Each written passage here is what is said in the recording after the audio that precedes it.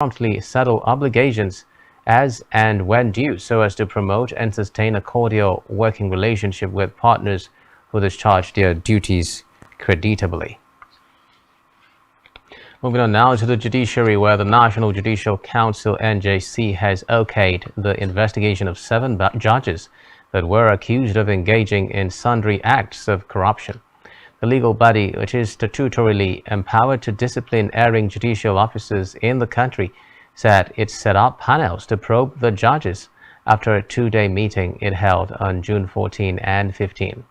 The meeting, according to a statement that was signed and made available to newsmen by the Director of Information at the NJC, Soji Oye, was chaired by the Chief Justice of Nigeria, CJ, and Justice Kayode Ariwola, who doubles as the chairman of the council. The action is coming at a time that stakeholders in the justice sector are demanding an investigation into a claim by a federal lawmaker and husband to a former president of the Court of Appeal, which indicted the judiciary. The Nigerian Bar Association (NBA) had described as shocking a public confession by Senator Adamu Bulkachuwa that he influenced decisions of his wife, Justice Zainab Bulkachuwa, while she was the president of the appellate court. While condemning the indicting statement that Senator Bulkachuwa made at the valedictory session that was held for the 9th Senate, NBA, which is the umbrella body of lawyers in the country, demanded an investigation. From the judiciary, the Director General of the Department of State Services (DSS) has been ordered to immediately grant the suspended Governor of the Central Bank of Nigeria (CBN), Godwin Emefiele, unrestricted access to his lawyers and family members, as it is within his constitutional right. It would be recalled that Emefiele was arrested by the DSS on Saturday, hours after his suspension by President Bola Tinubu on Friday evening. The order came from Justice Hamza Muazu of the Federal Capital Territory FCT High Court sitting at Maitama, Abuja, today, following an application by J.B. Dauda San, counsel to Emefiele. He informed the court that he had written letters to the DSS, particularly on June 14, for the purpose of taking further instruction from him, but the DSS has refused to respond to the application. In the meantime, the Federal High Court in Awka has set aside its sack order on the Inspector General of Police Usman Al-Khali Baba. The court upheld the right of Al-Khali to fair hearing as enshrined in Section 36 of the 1999 Constitution, which was not guaranteed by the plaintiff in his application. It said it was convinced by the depositions of the court bailiff that the IGP was not served the originating summons. Justice Fatun Riemann reversed the court's earlier judgment following an application by IGP's counsel, Abdullahi Abdul Kahim, against the previous ruling in favor of the plaintiff, Okechukwu Nwafo. It would be recalled that the Federal High Court in Awka on May 19, 2023, declared that the Inspector General of Police, Usman Al-Khali Baba, is an illegal occupant of the office of the IGP. Meanwhile, the Federal High Court sitting in Port Harcourt, Rivers State, has convicted and sentenced Felix Chinwendu to 2 years imprisonment for illegally operating a burial de change business without a requisite license. The presiding judge, Justice E.A. Obile, said the offense contravened Section 57, subsection 1 of Banks and Other Financial Institutions Act 2020 and punishable under Section 57, subsection 5b, I, 1, 2, and 3 of the same Act. Chinwendu was jailed after he pleaded guilty to one-count charge bordering on obtaining under pretenses preferred against him by the Port Harcourt Zonal Command of the Economic and Financial Crimes Commission (EFCC). A statement by the head media and publicity EFCC, Wilson Owujarin, said the prosecution lawyer E.K. Ebipade prayed the court to convict and sentence the defendant accordingly. In another development, the National Population Commission (NPC) has affirmed that 200 billion naira has been spent so far in preparations for the 2023 census. Director of Public Affairs of the Commission, Isiaka Yahaya, stated this at meetings with journalists in Abuja. Yahaya, however, said the money was expended since 2014, when preparations for the 2023 census actually began. He explained further that a series of test runs carried out by the Commission to determine the appropriateness or otherwise of the methodology, processes and systems being put in place for the exercise as well as the 2022 trial census gulped a large chunk of the funds. According to Yahaya, no date for the 2023 census has been set yet until the chairman of the commission meets with President Bola Tinubu. In a separate development, the Police Service Commission (PSC) has approved the appointment of Assistant Inspectors General of Police (AIGs) Frank Mba and Bala Siroma as Deputy Inspectors General of Police (DIGs). The Police Service Commission disclosed this in a statement by its spokesperson Ikechukwu Ani today, while stating that the decisions were high points of the 21st plenary meeting of the Commission presided over by its chairman Solomon Arase and attended by all the members of the Commission, including the Permanent Secretary to the Commission, Dr. Ifeoma Anyanwutako. The statement said DIG Siroma will replace DIG Ali Janga, who has retired from service and had represented the Northeast geopolitical zone in the police management team, while DIG Mba will represent the Southeast zone and replace retired DIG John Amadi, who before his retirement represented the zone. The Commission also approved the promotion of 14 commissioners of police to the next rank of Assistant Inspectors General of Police and 22 Deputy Commissioners of Police (DCPs) to the substantive rank of Commissioners.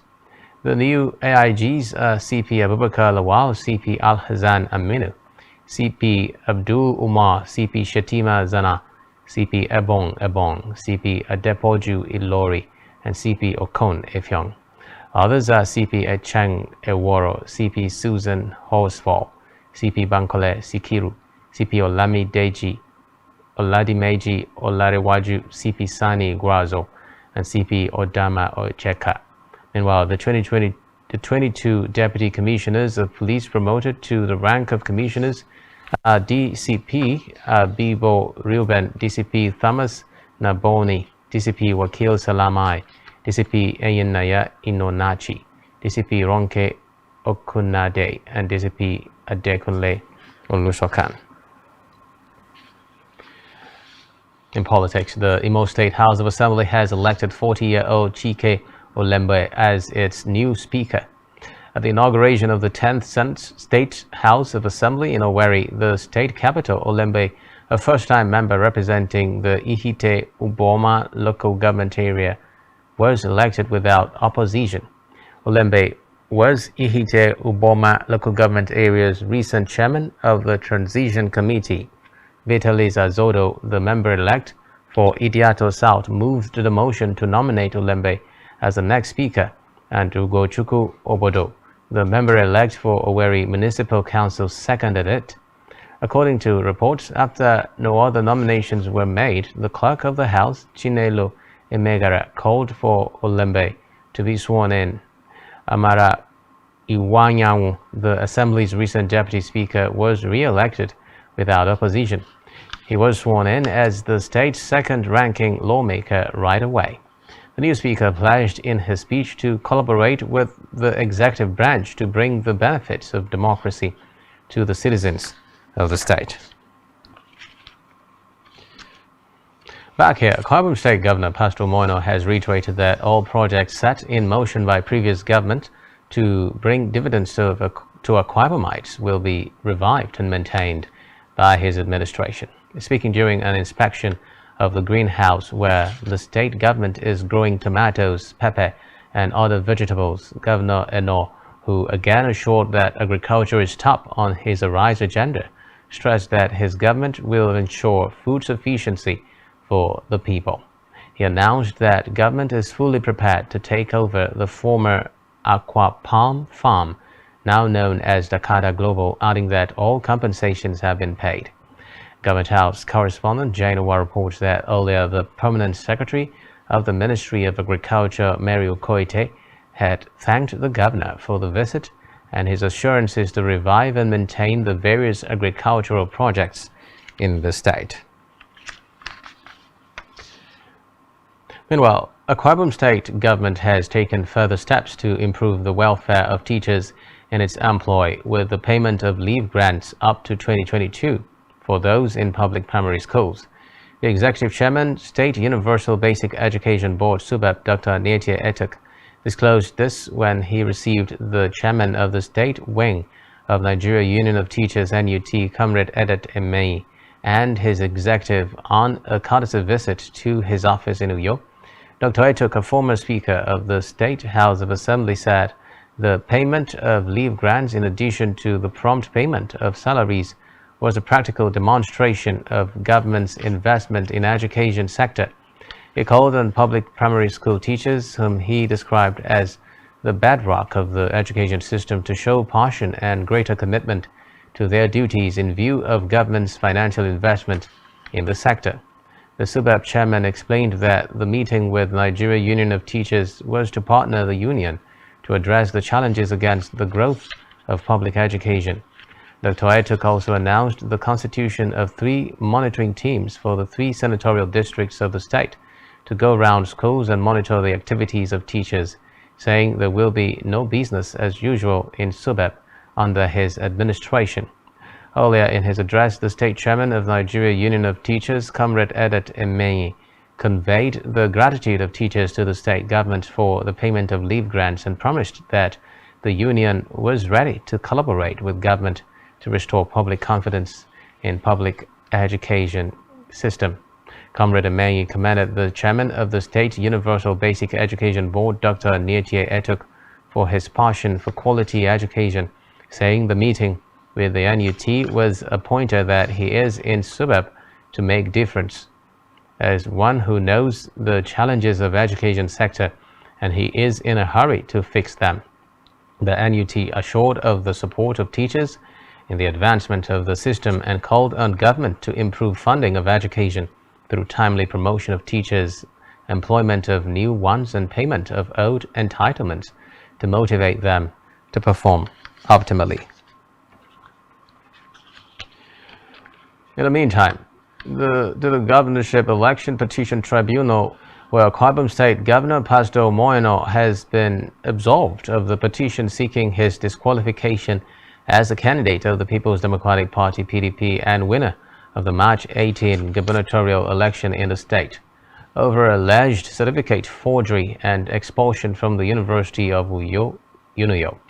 This followed testimonies and documents tendered by witnesses called by the petitioner himself, Senator Basi Albert Akpan of the Young Progressives Party (YPP), and subpoenas issued by the Governorship Election Tribunal sitting in Uyo at the instance of his legal team to WAEC and UNIO. One of the witnesses, a senior legal officer of the WAEC, identified as Olaolu, confirmed with the presentation of the council's authentic result listing as demanded in the subpoena that Umar Basi Eno was a bona fide candidate for the WAEC examination at Center number 15520, Victory High School 1, Ikeja, and candidate number 232 in the 1981 May-June exams, as well as the November-December private candidate exams of 1983, Center number 15725, Ikeja. Olaolu also disclaimed any responsibility of the council for the 1998 certificate brandished by the petitioner as belonging to Pastor Moeno, describing it as non-existent to the WAEC. On the allegation of Moeno's expulsion from the University of Uyo, the institution's Director of Academic Affairs, Dr. Ime Akmabio, witnessing, proved to the tribunal that the said Umar Basi Eno was an authentic student of the school who graduated in 2004 with registration number 98/UG/20636. This, he stated, invalidates the claims of expulsion in 2005 and dismissed all 9 documents purportedly issued by the school in that regard as false and not emanating from the school. It added that the brandished 98/UGO/17806 was the registration number of one Ugoji Chinenye, who was admitted to study communication arts in the university. The Academic Affairs Director further stressed that he was the Senior Assistant Registrar in charge of records as at the time of Umoino's final year screening and produced authentic documents with his signature as against the fakes undersigned by some unknown personnel. Also, that though he worked under the former registrar whose name appears in the expulsion letter, that he never and could never have signed his name as PJ Efyong with double F. Neither would the school issue a letter referring to a Senate seating without a date. Fielding questions with pressmen. After the session, the lead counsel to the first and second respondents, the PDP and Pastor Umoino Paulu Sorosan, said the appearance of the witnesses and responses of the subpoenaed institutions have turned the table against the petitioner. The case was thereafter adjourned to 17th of June for final hearing of the case by the petitioner. Elsewhere, Capital Luxury Global Resources, a multifaceted and prestige company with a commitment to providing unlimited luxury products and services, has unveiled a new resort in Etimekwo local government area of Akwa Ibom State. To celebrate the new villa, some top Nigerian entrepreneurs and celebrities Obi Cubana Money, the Prime Minister of Cubana Group, Lucky Luciano, Ned Okonkwo, the real estate mogul, the Capital Luxury Ambassador in Edo, Hilda Bassi, and others took a 3-day getaway trip to the Capital Luxury Villa hosted by the CEO of Capital Luxury Group, Edidiong Udoidiong. Reports say a luxurious feast was held at the Capital Luxury Villa, where the guests were treated to the full complement of the villa experience, showcasing the traditional Akwa Ibom hospitality, culture, food, music, and dances, amongst other activities, with Nollywood celebrity and ambassador of Capital Luxury in Edo, immediate past Commissioner for Tourism and immediate past Special Assistant to immediate past Governor of Akwa Ibom State, Udami Manuel, on entrepreneurial development, Meflin Awana, a cross-section of Akisan members, and Chef Hilda Bassi, among others, in attendance. A correspondent completes this report.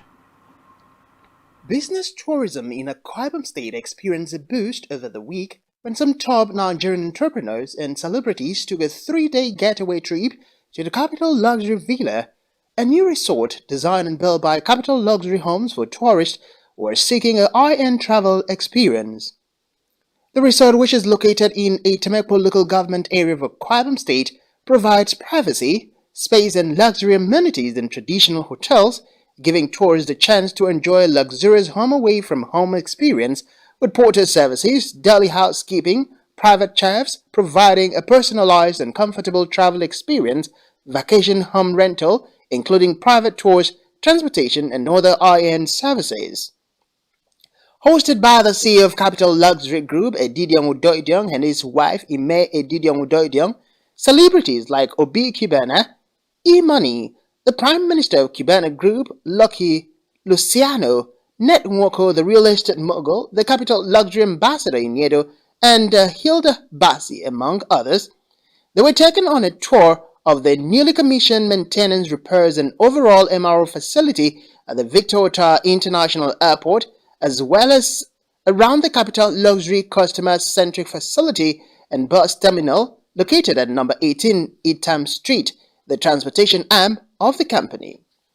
In his remark, Obi Cubana said Capital Luxury is a one-stop shop for a broad spectrum of businesses across the country, and said he would love to do more business with the Capital Luxury Group. On his part, Money noted that the buses are high standards and has served as flight alternatives for his road trips over the years, as well as that of many Nigerians. Commenting on the MRO built by the Akwa Ibom State government, the CEO of Capital Luxury, Edidiong Udoidiong, stated that the facility is state-of-the-art and would enable aviation business to thrive, adding that it will encourage Capital Luxury Air fly more clients conveniently into the state and at large. Meanwhile, Capital Luxury Group has signed a business deal with Cubana Group to become the sole distributor of Odogu beaters and other related products in Nigeria's South states of Akwa Ibom and Cross River respectively. The deal was signed at Capital Luxury Villa and puts the brand in a pole position to market the luxury drink to patrons and new consumers. Reports say luxurious feast was held at the capital luxury villa, where the guests were treated to the full complement of the villa experience, showcasing the traditional Kwaiban hospitality culture, food, music, and dances performed by different cultural troupes, among other activities, with Nollywood celebrity and ambassador of capital luxury in Edo, past commissioner for tourism and immediate past special assistant to immediate past governor of Akwa Ibom State, Udomi Manuel on entrepreneurial development, Meflin Awana, a cross-section of Artisan members, and Chef Hilda Bassi, among others, in attendance. Francis Edit, reporting for Spectrum TV News. Still to come in the news. Gates meets Xi Jinping amidst US-China tensions. To stay with us.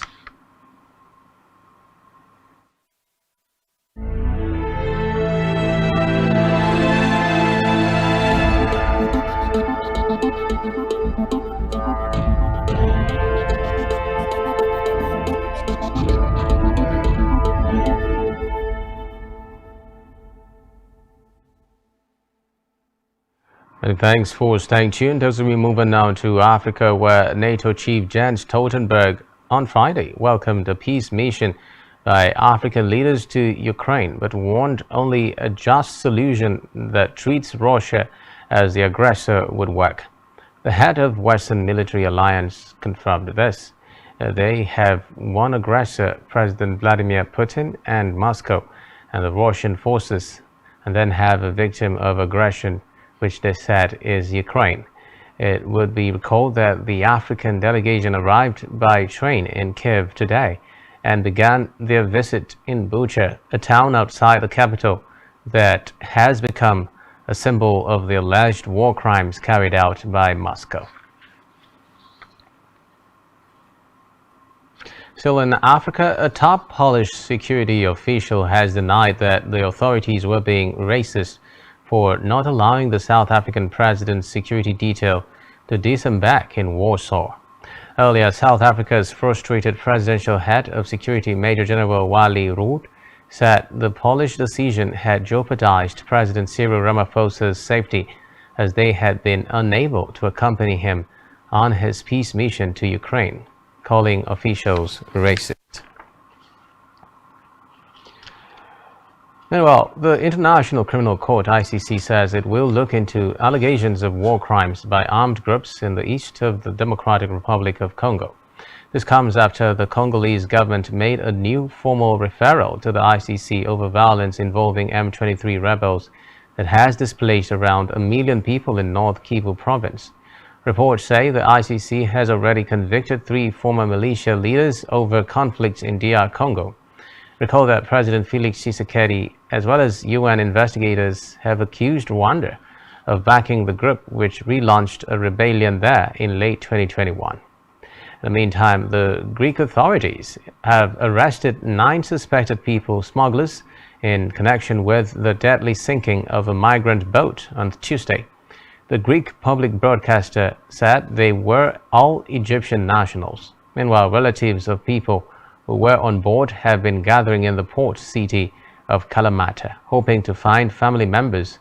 According to reports, more than 100 people have been rescued, but nearly 80 have died and up to 600 are still missing. There are unconfirmed reports that around 100 children could be among them. Elsewhere, the Moroccan government has hosted Professor Wole Soyinka as a special guest at the 28th edition of their week-long book festival that drew literary celebrities from both within and outside the North African country. Soyinka, after a press conference with the Minister of Culture, Sports and Tourism, Mohamed Mehdi, was on stage at Ribat Al Fad for a conversation with Ali Ben Maklov. Recall that Soyinka left Rabat on June 11 to be in Lagos for the 12th June events, however, proceeded to attend the book fair today. Meanwhile, the U.S. has condemned alleged atrocities, including sexual violence and ethnic-based killings, committed by Sudan's paramilitary Rapid Support Forces, RSF, and affiliated militias in West Darfur state. The U.S. State Department said while the atrocities were primarily attributable to the RSF and allied militias, both sides in the conflict were responsible for abuses. It said the Sudanese army had failed to protect civilians and had stoked conflicts there by encouraging mobilization of ethnic groups. The statement came after the Sudanese army accused the RSF of abducting and executing West Darfur Governor Khamis Abdallah. The RSF denies this, but according to Sudanese activists, about 1,000 people have been killed in attacks by pro-RSF groups in West Darfur. The fighting between the Sudanese army and the RSF, which broke out on 15th April, is estimated to have displaced more than 2 million people.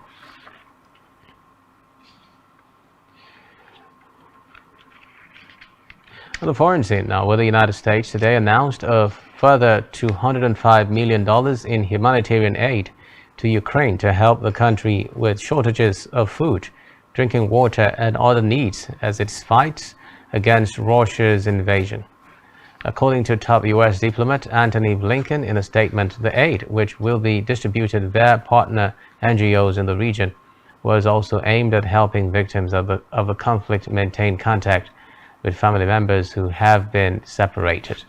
According to the U.S. State Department, since Russia invaded Ukraine in February 2022, more than 6 million people have fled the country and more than 5 million have been internally displaced. The statement added that the United States has provided more than $2 billion in humanitarian aid to Ukraine since the war started.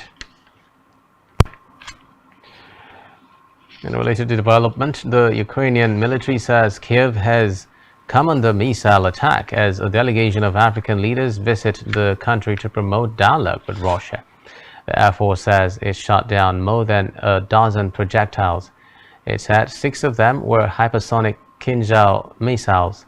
Ukrainian Foreign Minister Dmytro Kuleba said the message was clear that Russian missiles were a message to Africa that Russia wants more war, not peace. The African delegation is led by South African President Cyril Ramaphosa and also includes the presidents of Senegal, Zambia, and the Comoros. They are expected to stress the importance of unrestricted exports of grain from Ukraine and fertilizer from Russia. Meanwhile, the delegation is due to hold talks with President Putin in Russia on Saturday. Meanwhile, Japan's age of consent has been raised from 13, among the world's lowest, to 16 years old as lawmakers passed key reforms to sex crime legislation. The reforms, which also clarify rape prosecution requirements and criminalize voyeurism, cleared Parliament's upper house in a unanimous vote. Meanwhile, campaigners have welcomed the reforms, with the Tokyo-based group Human Rights now calling them a big step forward. The group said in a statement that the lifting of the age of consent in particular will send a message to society that sexual violence by adults against children is unacceptable. Still on the foreign scene, where at least 15 people have died after a truck collided with a bus carrying senior citizens in a rural area of Canada's Manitoba province. Local authorities disclosed that the bus was headed south on Highway 5 toward a casino near the town of Carberry, while the truck was headed east on Highway 1. According to a Royal Canadian Mounted Police Office, Rob Lesson, the truck hit the bus at the intersection of the 2 highways north of Carberry, roughly 170 kilometers west of Winnipeg. Lassen said Manitoba has not seen a mass casualty traffic accident like this before, as majority of those on the bus were seniors who lived in and around the city of Dauphin. According to Jennifer Comste, Executive Director of Acute Health Services, in addition to the 15 killed, 10 others, including the drivers of both vehicles, have been taken to hospital. Elsewhere, a man, Michel Pierre, has confessed to the killing of his wife, who has been missing for 2.5 months in western France, and has led investigators to her body. According to reports, Karen Esquivel, the 54-year-old mother of 5, disappeared on March 27 without a trace from her home in the Pays de la Loire region of western France. Her cell phone missing, a SIM card but enclosed with a photo of one of her daughters was discovered 2 weeks later in a ditch by a car park by the commune's mayor. While police appealed for witnesses to come forward, her husband, Michel Pell, described Equesvillian as having voluntarily left, although some family members cast doubt on the claim. At the end of May, Pell said his anxiety was growing stronger with each passing day, and he eventually told investigators he had killed his wife accidentally while handling a gun. He also indicated to investigators where to find her body. Pell was taken into police custody and will be brought before the La Roche-Soyon court soon. And now it's time for the latest business and stock market stories. Here is Blyden. Okay.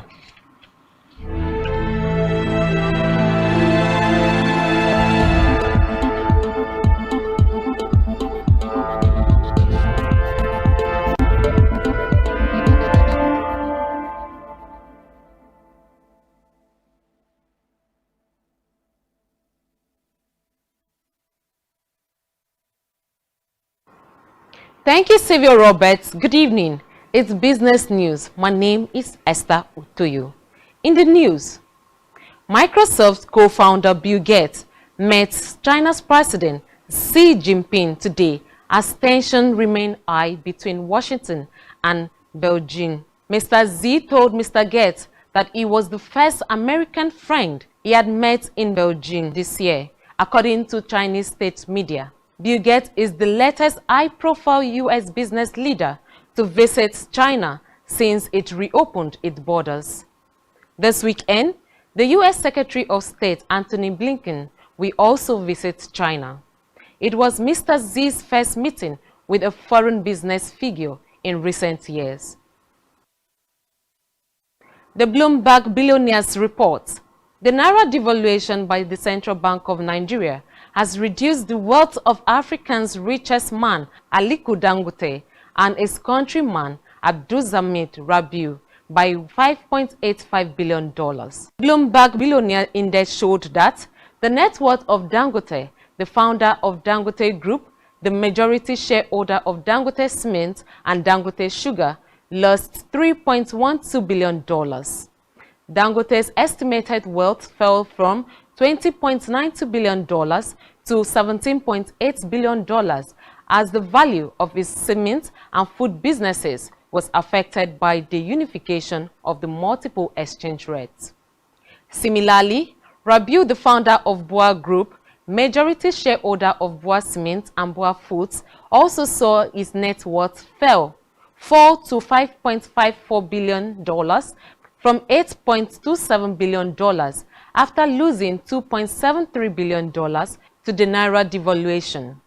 Both Dangote Group and Boa Group predominantly operate in the Nigerian market, as their revenue is mainly in Naira denominations. Nigerian's billionaire Abdulhamid Rabiu has lost his position on Africa's richest list to Egyptian billionaires Nassef Sawiris and Naguib Sawiris, following the Naira devaluation by the Central Bank of Nigeria.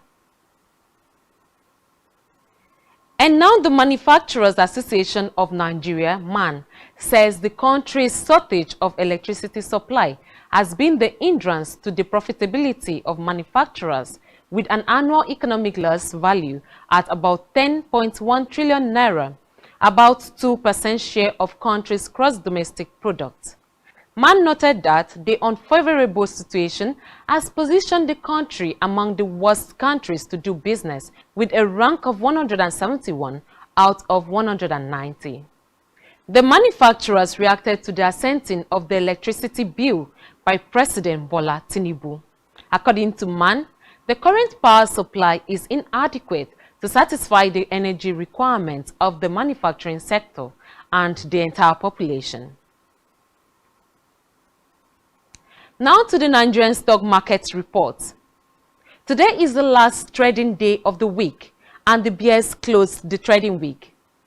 a total of 622.41 million shares in 9,417 deals corresponding to the market value of 6.51 million naira were traded.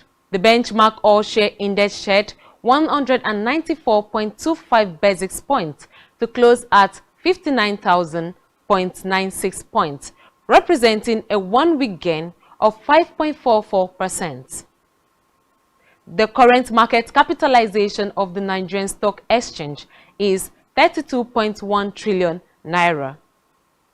121 listed equities participated in trading, ending with 28 gainers and 33 losers. Wapik Insurance led the gainers with 10% share price appreciation, closing at 66 kobo per share. On the losing side, NEM Insurance Company came out last with an end-of-day price depreciation of 9.87% at 6 naira 30 kobo per share. Living Trust Mortgage Bank recorded the highest volume of 103 million traded shares. This is all on business news. I'm back to Saviour Robert for the rest of the news. Many thanks, Esther. Still to come in the news. NBA suspends Memphis Grizzlies guard for 25 games over gun incident. Do stay with us.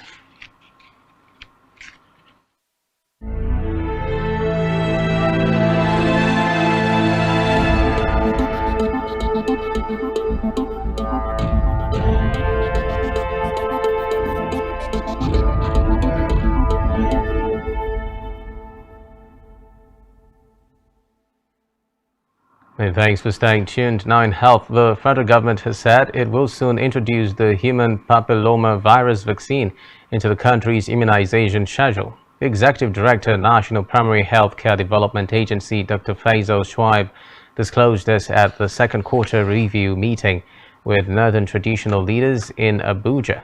Schwaib noted that immunization would help to reduce the disease burden on the healthcare system and spare individuals from unnecessary suffering and ultimately save lives. According to him, the introduction of HPV vaccines by the federal government signifies the agency's commitment to promoting preventive healthcare and empowering population, especially young generation, to live healthier lives. Reports say that HPV is a commonly transmitted infection that can lead to various health issues, including cervical, anal, and oropharyngeal cancers. So in health, the Kebbi state government has expressed concern over rising incidents of rape and revealed that 39 cases were recorded within 6 months alone. This was made known by the wife of the governor, Hajia Zainab Nasiru Idris, when officials of the National Union of Kebbi State Students and the National Youth Council of Nigeria Kebbi chapter paid her a courtesy visit in Benin Kebbi. The figure was disclosed by the Permanent Secretary, Ministry of Women Affairs, Aisha Maikurata. The governor's wife described the figure as alarming, noting that rape remained an ugly trend in gender-based violence, and that the state needs the support and cooperation of all to eliminate it. She urged the state government to take appropriate measures to reduce the menace and punish perpetrators. We quickly head over now to Isaac for trending sports stories.